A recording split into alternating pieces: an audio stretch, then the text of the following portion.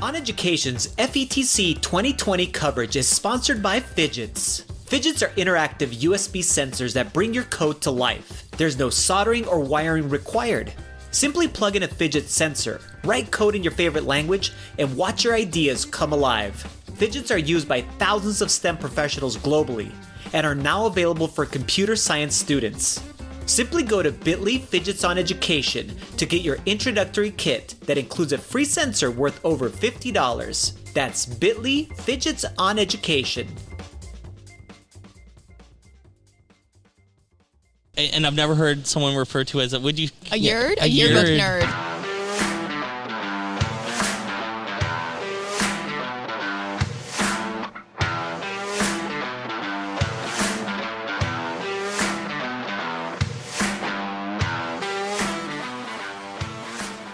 All right, welcome to the podcast, everyone. We're joined by a wearer of many hats, but all of them really awesome. Michelle Moore, welcome to the podcast. Hi, everyone. Thank you for having me. I'm excited. This is actually my first real podcast. Really? Yeah. Well, nice. You joined the right one. This is the best one, and that's awesome. Yeah. I've done other ones for different reasons, but never to talk about me. So this is weird a little bit. Perfect. That's exciting. Yeah. Well, and there's lots to talk about. So first, before we get started, for anyone who doesn't know about you and what you do and who you are, why don't you go ahead and introduce yourself, share your background and stuff like that. Sure. My name is Michelle Moore, and I live in Tampa, Florida. And for over 11 years, I worked in public education. And my passion is really making sure that all students have access to a high-quality learning experience throughout their day. Well, that was good. That's super tight. Nailed it. That's like the elevator pitch. It didn't have to be that tight. That was amazingly tight. So, as an educator, when you were teaching, what did you teach, or what levels? I was at Plant High School in Tampa, which is a high SES school. But I actually taught intensive reading there and a lot of at-risk students, 9th through 12th grade. Dabbled a little bit in English as well with sophomores and freshmen. And in my last year, I was the lucky sponsor of Yearbook for journalism, which is actually what introduced me to ed tech, because I had to learn Adobe and Photoshop and Illustrator and different tools for the classroom. And all, tons of tools. Yeah, so that's what turned me into a nerd, is when I became a yerd. Yeah. I remember doing Yearbook when I was in high school, and there was none of that. Like, you were literally and they had like the special paper with the grid lines and the... You're old. And you had to mail it in. Like, you actually had to mail it. Yeah, there was no I know exactly what you're talking about. Exactly. I know. There's layout with the bleed lines and the layouts, and you had to the cutouts. We still have bleed lines. It's just digital now, right? No, it's just totally digital now. It's totally different. That's awesome. And I've never heard someone refer to as a yerd? A yearbook nerd. Yeah, a yerd. It's a thing. Very cool. That's awesome. Yeah, shout out to all my journalism nerds. All the yerds. What up? So we're here at FETC. It's unfortunately raining. My wife will actually be happy to know it's raining. Cheryl, it's raining. It's exactly what you wanted. It's terrible. Yeah. She's like, I've joked about this a couple times. She said, have a good day, do really good work, but I hope it's cold and it rains.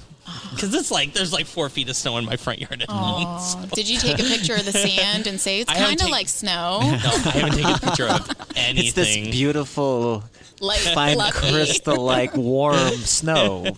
Yes. So funny. Yeah. So we're here.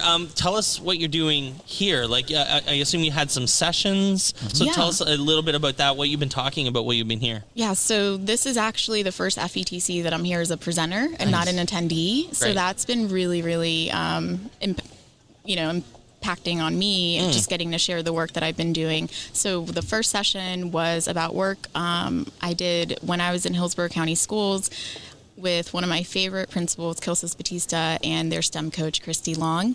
And we kind of shared how we turned around what the day looks like in elementary school to make time for engineering in elementary. Wow. So they shifted their day and started out with a morning makerspace, but all the makerspace challenges were focused on engineering, had some sort of problem to solve, and had very limited tools to solve it with. So students had to be really creative. So instead of starting off for example, the day with math or an English language arts or whatever it might be that normally at an elementary school, you actually went this route. Yes. And what was the experience then like, or the feedback from the students and it was and those amazing. kinds of things? Yes. So the first thing we noticed is students were rushing to get to class. And this was a high Hispanic, high ELL population that normally had a lot of tardies. So that was one of the goals, is how can we get people to school on time so they're ready to learn when the bell rings. Now kids were grabbing and getting their breakfast and running to the classroom to have that makerspace in the morning time. And what we noticed for the teachers is now they were using that time to really talk to their students one-on-one.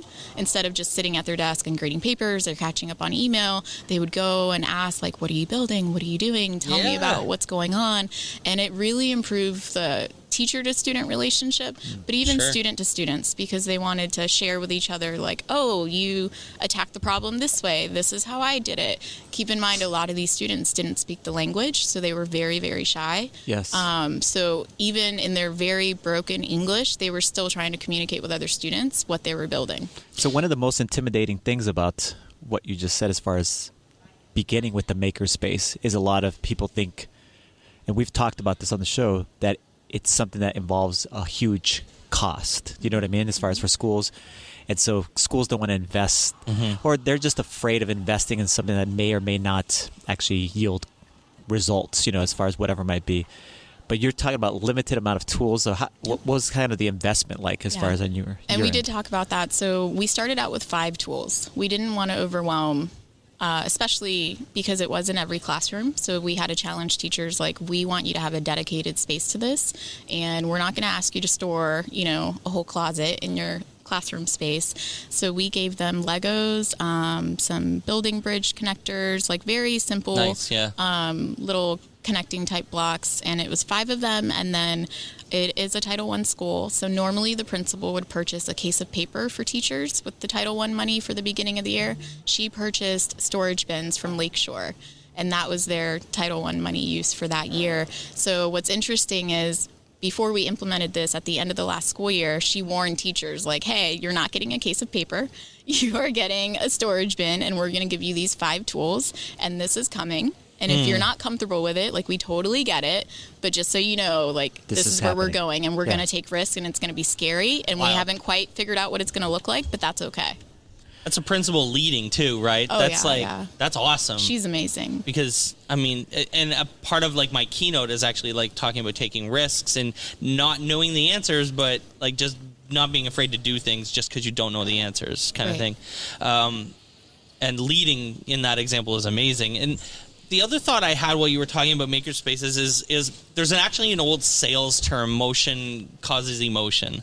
And this is the idea of, like, being present and up and around and, like, doing things is engaging. And you can totally see that in the kids and in the teachers, because they're up and they're working and you're going through the class, right? I'm sure it all paid off, right? Oh, yeah. You know, hands on, minds on. So everyone's happy to be there. Everyone's engaged. And then when real instruction starts, like, they're ready, right? Their minds are already going. Their brains are ready. Everyone's had time to bond and kind of get together in that space.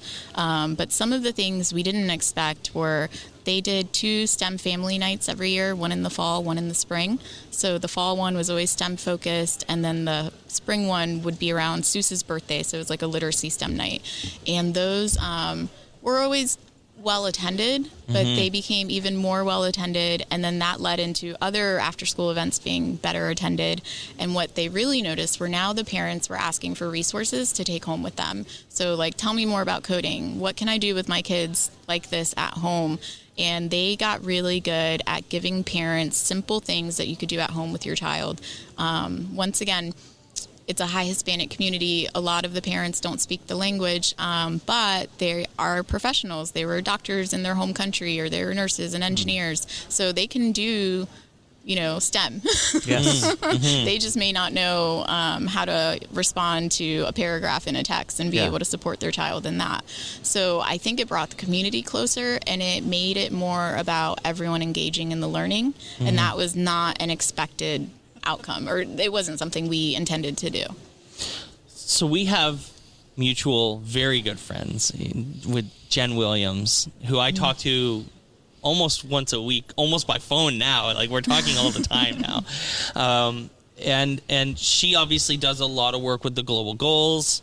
And you're involved in that. Like, you're heavily engaged in that world. I follow it. I don't have my own classroom, but I No, of follow it. I course. promote it. Yeah. I love the work being done. Yeah. So tell us how you feel about that sort of thing. Tell us maybe, because I know you're connected with a lot of folks that are doing that stuff as well. What are you seeing? What are your thoughts on the work that's being done there?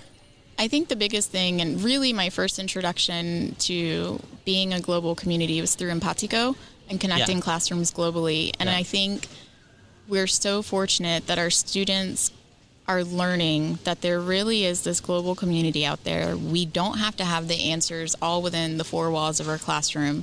And how powerful for them to see, like, we're going to problem solve around this issue of access to clean water or whatever goal we want to focus on with communities around the world. So it's not just like our little town in Miami or Tampa or Connecticut trying to solve this one issue. We have this whole global village that's coming together to problem solve. It's awesome. So, audience, how can they connect with you? How can they learn more about you? You want to give them, like, Twitter? Yeah, Yep. Twitter's probably the best way. It's where I'm most active, at Michelle, 4 EDU. And I would highly suggest you go follow anything with hashtag Teach SDGs, anyone who's tweeting about it and sharing about it. There are so many classrooms that are signed up now. Jen announced in one of the sessions yesterday, I think they were looking for like 17 classrooms to participate in the last project, and she ended up getting hundreds of classrooms to sign up. That's fantastic. And it may be more. I'm sorry, Jen, if you got thousands. Maybe more, but you got way more than what you were looking for. Absolutely. Phenomenal. Michelle Moore, thanks for joining us. Thank you. Thank you guys for having me. Thanks for listening to OnEducation. My name is Glenn Irvin. My co-host is Mike Washburn. OnEducation is part of the On Podcast Media Network. You can listen to this show and many others by great educators like Monica Burns, Mike Matera, Tisha Richmond, and many more by visiting onpodcastmedia.com. Want to get in touch with us? Check out our website at oneducationpodcast.com. You can tweet us at OnEducationPod. Mike is at Mr. Washburn on Twitter, and I can be found on Twitter at IrvSpanish. You can find us on Facebook by visiting facebook.com/OnEducationPod. We're also on Instagram at OnEducationPod. Want to support OnEducation? Visit our Patreon site at patreon.com/OnEducation. There, you can get access to full videos of the podcast and so much more. If you're enjoying the show and think others would too, we would be thrilled if you shared it with them. Please leave us a rating or a review in Apple Podcasts or the Google Play Store. When you leave a rating, it gives our rankings a boost. It helps others discover the show. We want to thank our presenting sponsor, Classcraft, for supporting us. Check out classcraft.com/OnEducation to learn more about them. Thanks as always for listening, stay awesome, and see you soon.